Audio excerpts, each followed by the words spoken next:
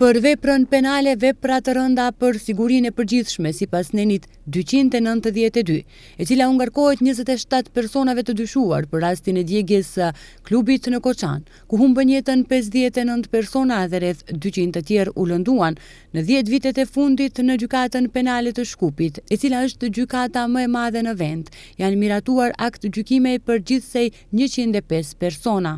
Paralajmërimet nga prokuroria janë se të akuzuarit do të dënohen me burg deri në 20 vjet. Megjithatë, praktika e deritanishme tregon se në fakt gjykatësit kanë qenë të kursyer kur kanë vendosur për nivelin e sanksionit për këtë vepër dhe pse për hir të së vërtetës rasti i tragjedisë së Koçanit nuk është i krahasueshëm me asnjë rast tjetër.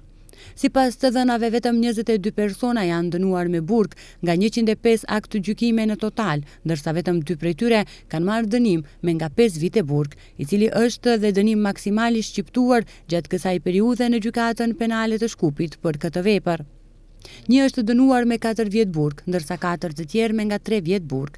5 persona janë dëshkuar me nga 2 vjet burg, ndërsa 8 të tjerë me nga 1 vit burg. Në mesin e tyre është edhe një person i cili me një lëndë të vitit 2020 është dënuar me vetëm 9 muaj burg. Ndonse në asnjërin prej paragrafëve të nenit 292 nuk parashihet dënim me burg me kusht, gjykatësit në periudhën 2015-2025 çdo të dytim person e kanë dënuar me këtë lloj sanksioni.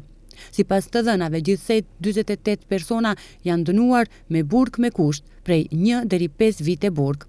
Në 3 raste të tjera janë shqiptuar dënime me burg me kusht, por me mbikëqyrje të mbrojtur, që gjykatësit janë treguar të butë në shqiptimin e dënimit për veprën penale, me të cilën ngarkohen të dyshuarit e tragjedisë së Koçanit, gjithsesi vepra të rënda kundër sigurisë sipas nenit 292 të Kodit Penal.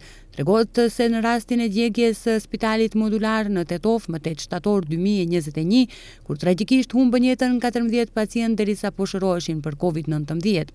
Ish drejtori Florin Besimi dhe Artan Etemi, pas 2 vitesh gjykim, u dënuan me burg me kusht, në afat prej 1 viti e gjysmë. Më pas gjykata e apelit e ktheu lëndën në rigjykim, e cila më 18 mars të këtij viti mbajti seancë gjyqësore ku të akuzuarit mohuan sërish fajin. Pavarësisht se të dhënat tregojnë se politika e sanksionimit për kryerësit e veprave të rënda kundër sigurisë ka qenë e butë, kryeprokurori Lupço Koçevski në daljen e tij para mediave ka paralajmëruar se të dyshuarit në rastin e klubit të natës në Koçan mund të dënohen me burg në kozgjatje prej 20 vite burg, diçka që nuk ka ndodhur në dekadën e fundit.